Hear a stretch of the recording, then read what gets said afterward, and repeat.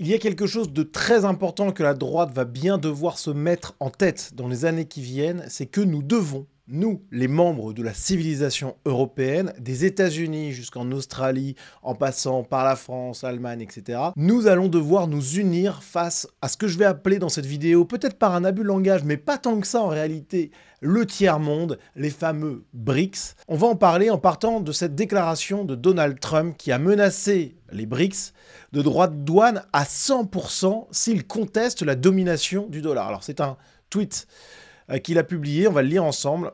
L'idée que les pays BRICS essaient de s'éloigner du dollar pendant que nous restons les bras croisés est terminée. Nous exigeons que ces pays s'engagent à ne pas créer une nouvelle monnaie BRICS, ni à soutenir une autre monnaie pour remplacer le puissant dollar américain. Sinon, ils seront confrontés à des droits de douane de 100% et doivent s'attendre à dire adieu à la vente dans la merveilleuse économie américaine. Ça, c'est vraiment le style Trump, merveilleuse économie américaine. Enfin, ceci étant dit, par rapport à l'économie française, il n'a pas tort, très loin de là. Ils peuvent aller chercher un autre pigeon. Il n'y a aucune chance que les BRICS... C'est marrant quand même, hein.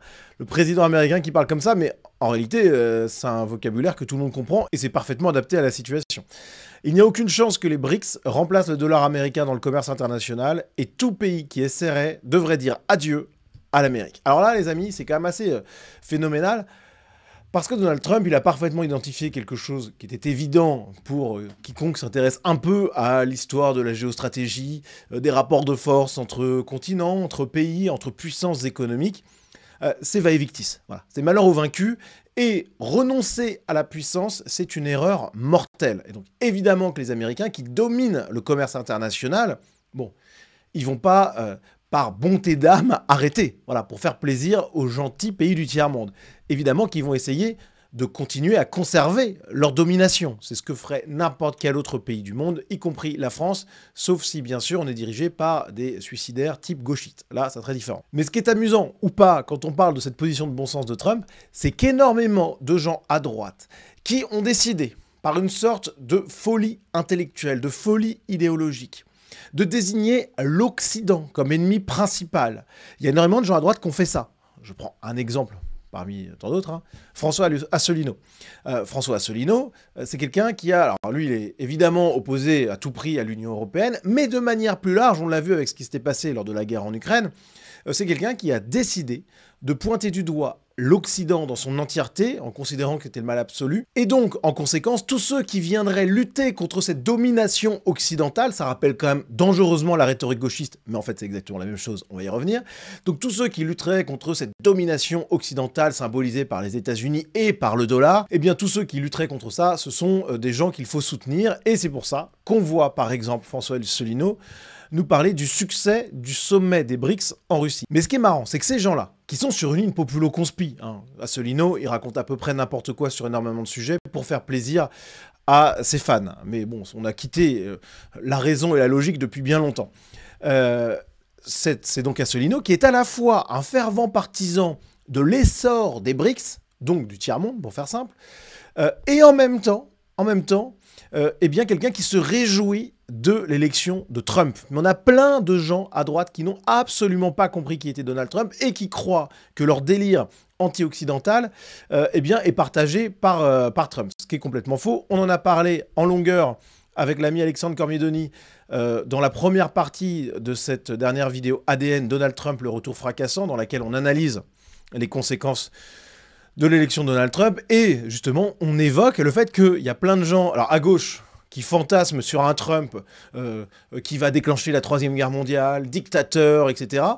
Mais on a à droite des fantasmes, alors ce ne sont pas les mêmes, mais c'est Trump qui va abandonner Zelensky et l'Ukraine. Là, il faut être complètement aveugle sur ce qu'a fait Donald Trump lors de son premier mandat. Et il ne faut pas avoir compris qui est Trump. Je pense qu'ils vont se rendre compte dans les semaines à venir que c'est pas du tout ce à quoi ils s'attendaient. Mais donc, on a beaucoup de gens qui sont à la fois pro-Trump et pro-BRICS.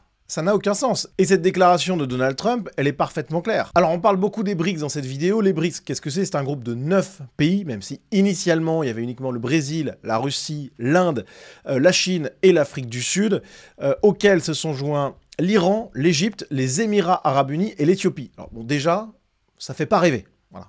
Ce sont des pays, bon, voilà, c'est des dictatures, des pays où c'est pas la joie de vivre, et ce sont quand même des peuples qui sont pleins de ressentiment, d'envie, de jalousie par rapport au monde européen. Donc, bon, c'est pas un truc incroyable, hein.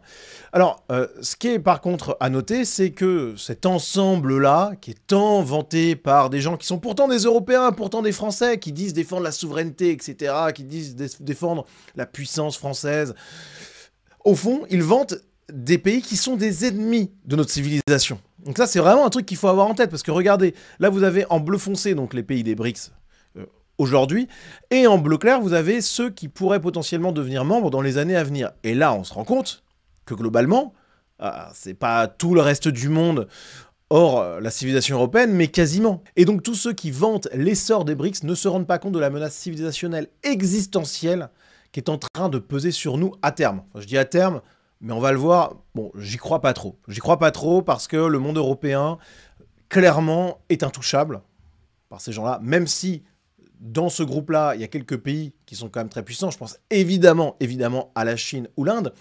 Mais en fait, c'est un ensemble hyper hétéroclite, avec des courants quand même hyper contradictoires qui le parcourent. Et en fait, on se rend compte que cette unicité des BRICS, elle n'est réalisée que par une seule chose, qui est en fait, au fond du fond, on en revient un peu aux gauchistes, hein, mais la volonté de faire tomber la civilisation européenne de son piédestal. Et de prendre sa place, bien sûr. Alors, évidemment, on a quand même des signes qui nous montrent que les BRICS sont en train de se renforcer. On a pu le voir, par exemple, en octobre dernier à Kazan, en Russie, voilà, un sommet présidé par Vladimir Poutine, et Radio France, hein, France Culture, qui s'interroge « Pourquoi les BRICS sont-ils devenus si attractifs ?» Voilà.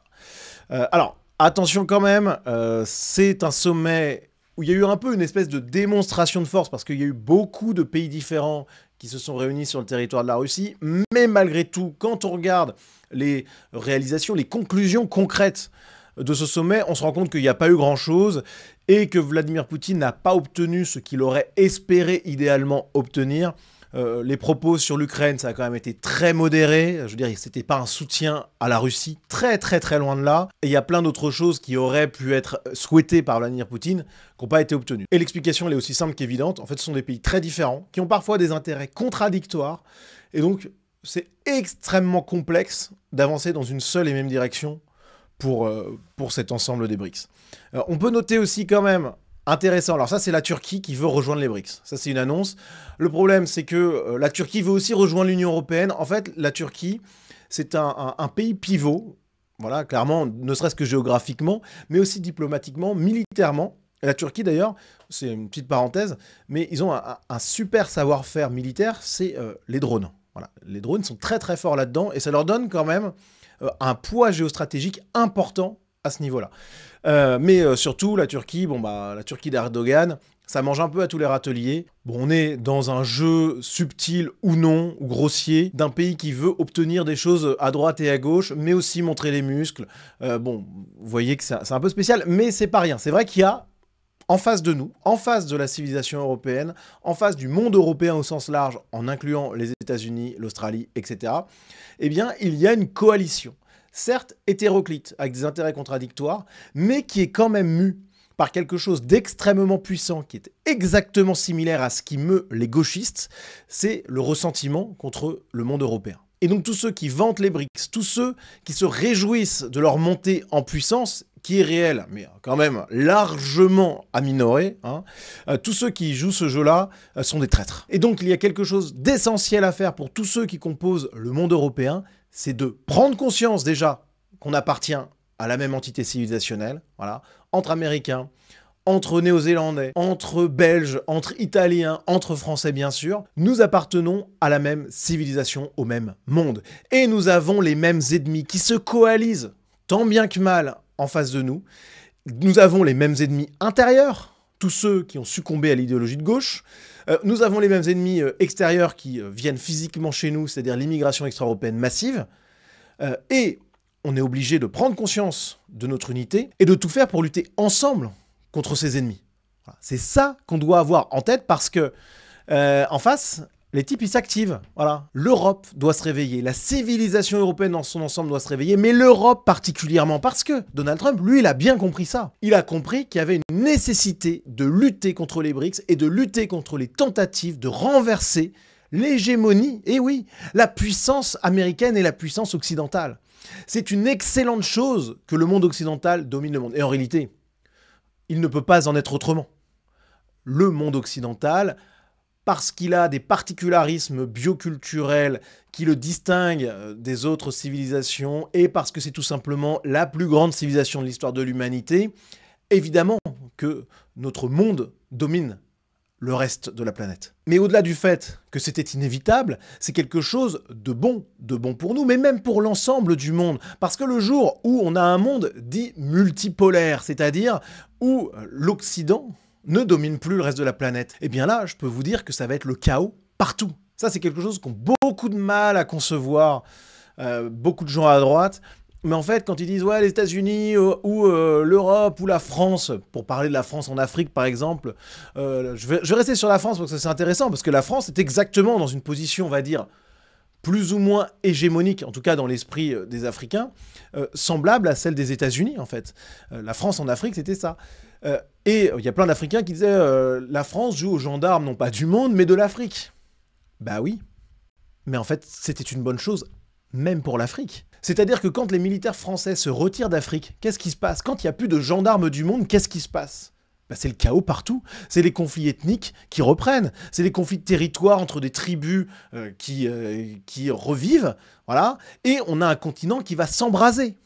Bah, c'est la même chose en fait. Si le monde occidental ne domine plus le reste de la planète, on va vers une situation cataclysmique. Donc, pour conclure, oui, les BRICS sont en train de monter en puissance. Mais attention, parce que cette montée en puissance, elle est limitée par plein de facteurs internes. Et en plus de ça, intrinsèquement, est-ce que les BRICS pourraient contester la domination civilisationnelle du monde européen? La réponse, là, en l'état, est clairement négative, voilà, pour plein de raisons bioculturelles. Mais malgré tout, c'est vrai qu'il y a un essor. Et on voit que le monde européen est de plus en plus menacé. Il est de plus en plus attaqué, il est de plus en plus critiqué, et il y a en face de nous un tiers-monde revanchard qui voit la faiblesse de certaines entités, en premier lieu desquelles la France, l'Union européenne, où franchement on est dirigé pas par des Trump malheureusement, mais par des faibles, qui montrent qu'ils sont prêts à se coucher devant l'ennemi. Donc voilà, ils sentent l'odeur du sang. Et donc face à ça, il y a une nécessité impérative de se réveiller. Et donc à droite, arrêtons d'écouter ceux qui vantent le tiers-monde. Ce sont des ethnomasochistes comme les gauchistes. Et réveillons-nous, agissons, prenons conscience de notre force, prenons conscience de notre identité et portons le monde européen à sa juste place, c'est-à-dire à la première.